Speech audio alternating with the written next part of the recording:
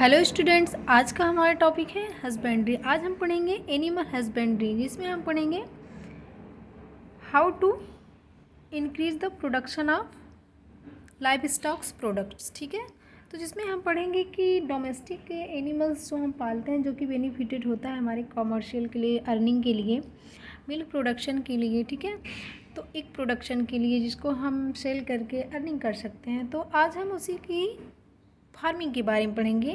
ठीक है, तो आइए देखते हैं हस्बेंड्री क्या है। हस्बेंड्री क्या है? Cultivation and production of edible crops of plant and production of good quality products of domestic animals. यानी कि डोमेस्टिक एनिमल से अच्छे प्रोडक्ट्स प्राप्त करना, जैसे मिल्क, एग्स। ठीक है, और प्लांट से भी हम प्रोडक्ट्स प्राप्त करते हैं ना, तो उसी की फार्मिंग करना ही क्या है, कल्टीवेशन और प्रोडक्शन करना क्या है, हाई यील्डिंग के लिए, यानी कि ज़्यादा से ज़्यादा मात्रा में हम प्रोड्यूस कर सकें, वही क्या है, हस्बेंड्री है। तो हस्बेंड्री क्या है, कल्टीवेशन ऑफ प्लांट और एनिमल्स, यानी कि प्लांट्स और एनिमल की फार्मिंग ही क्या है, हस्बेंड्री है।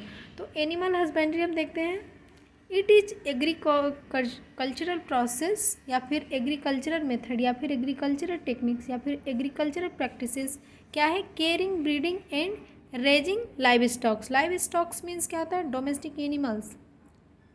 उन्हीं में क्या करवाना, उनकी केयर करना, फिर उनकी ब्रीडिंग करवाना और उनका इन्हेंसमेंट करना फूड प्रोडक्शन के लिए ना। तो यही क्या है, एनिमल हस्बेंड्री है। तो ऐसे ही प्लांट का भी एग्रीकल्चर प्रैक्टिसेस है, जिसमें रेजिंग यील्डिंग करवाएंगे अच्छे अच्छे प्रोडक्ट्स का और ज़्यादा मात्रा में। ठीक है, हाई यील्डिंग के लिए।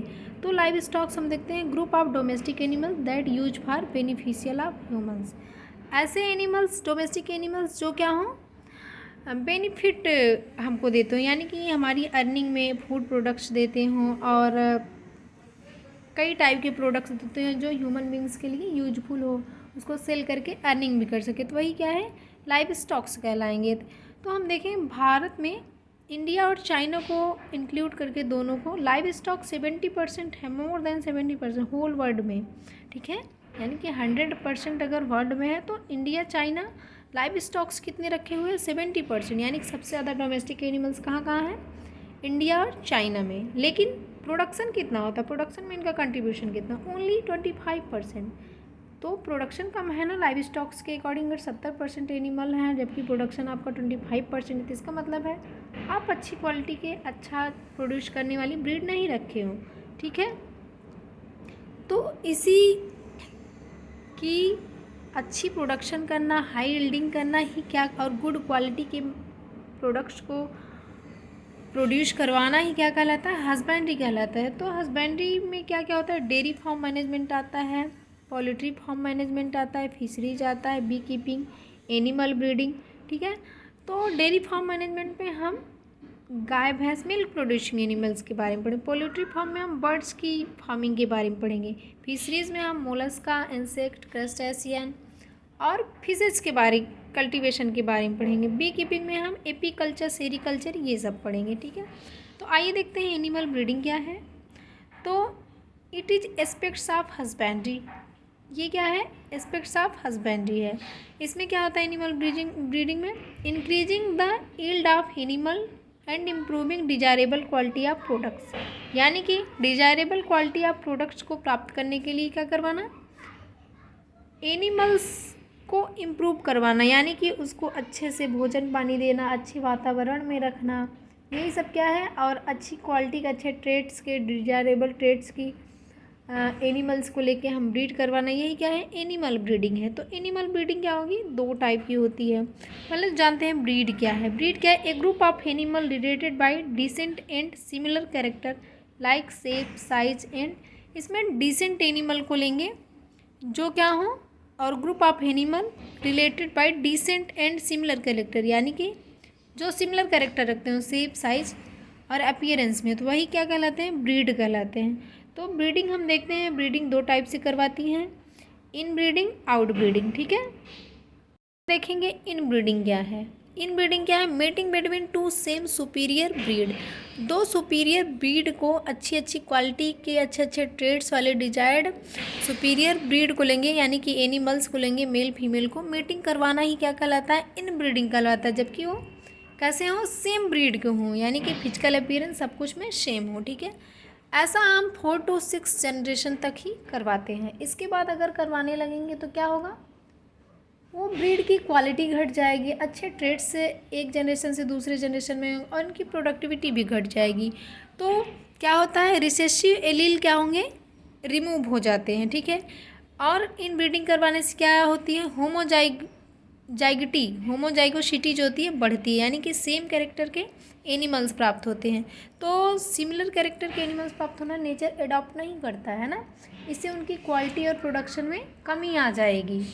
हमारा नेचर जो है वेरिएशन एक्सेप्ट करता है ज़्यादा, और प्रोडक्टिविटी क्या होगी, घट जाएगी। फर्टिलाइजेशन रेट भी इनकी घट जाएगी, क्योंकि इन्वायरमेंटल फैक्टर कुछ होंगे, यानी कि डिजीज काज किए जाएंगे।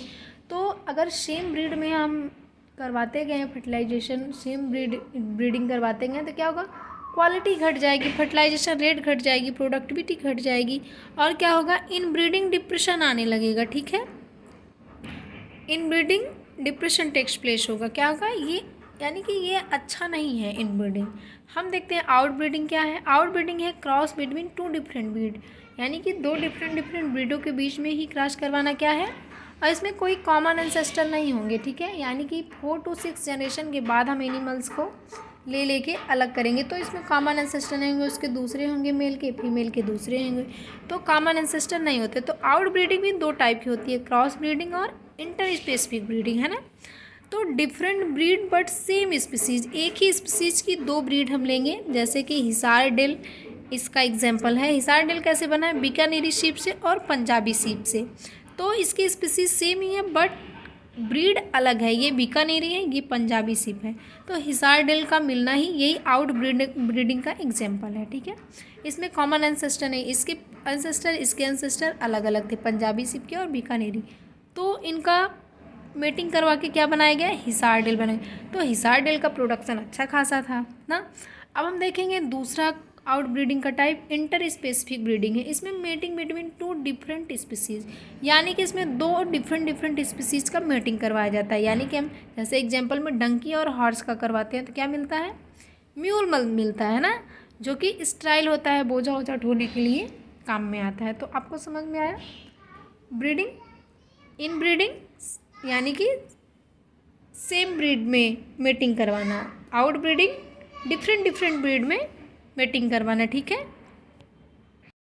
टर्म पढ़ेंगे आर्टिफिशियल इंसेमिनेशन टेक्निक, ये क्या होती है, यूज फॉर एनिमल दोज है प्रॉब्लम इन नॉर्मल मेटिंग। ऐसे एनिमल्स जो नॉर्मल मेटिंग में प्रॉब्लम्स लिए रहते हैं, नहीं कर पाते हैं नॉर्मल मेटिंग, फर्टिलाइजेशन नहीं कर पाते हैं, तो उनमें क्या करवाया जाता है, आर्टिफिशियल इंसेमिनेशन टेक्निक द्वारा उनमें स्पर्म को इंजेक्ट कराया जाता है। और क्या होता है, also used in good yielding productivity, यानी कि अच्छी हम सीमेन लेंगे, अच्छा स्पर्म लेंगे और फीमेल में उसको इंड्यूस्ड करवाएंगे ना, तो अच्छी ब्रीड मिलेगी हमको जब वो होगी। आल्सो यूज्ड फॉर हाइब्रिडाइजेशन, यानी कि हाइब्रिडाइजेशन के लिए भी ये अच्छा होता है, ठीक है। तो हाइब्रिडाइजेशन हमेशा से ही अच्छा है, अच्छी क्वालिटी के बीच में मेटिंग करवा देना तो अच्छा प्रोडक्ट प्राप्त होगा।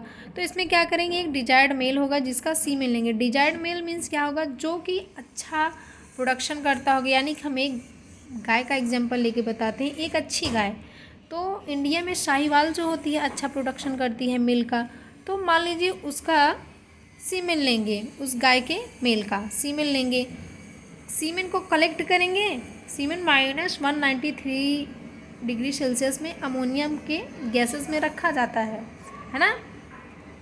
फिर इसको क्या करेंगे, इंजेक्ट करवाएंगे reproductive tract of desired female. हम डिजायर्ड फीमेल लेंगे जो कि रोगी ना हो, अच्छी नस्ल की हो, अच्छी ब्रीड की हो।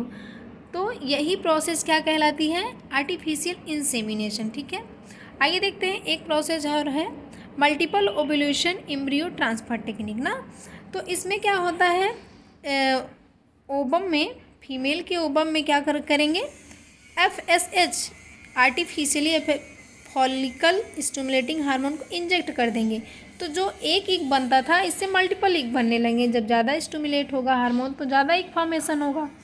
तो स्टिमुलेट क्या करेगा, फॉलिकल डेवलपमेंट को ये स्टिमुलेट करेगा FSH हार्मोन।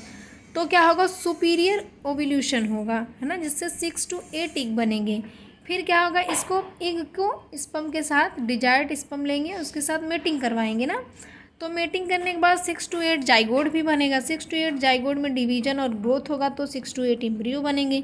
अब इस एम्ब्रियो को जहाँ एक एनिमल हम पैदा करते थे, एक एनिमल पैदा होता था, वहीं 6 to 8 एनिमल एक टाइम में पैदा होगा। तो इसमें क्या होता, ज़्यादा संख्या में प्रोडक्शन करना और अच्छी बीट को प्रोडक्शन करवाया जाता है, किसमें, multiple ovulation embryo transfer technique को यूज करके। ठीक है, समझ में आया।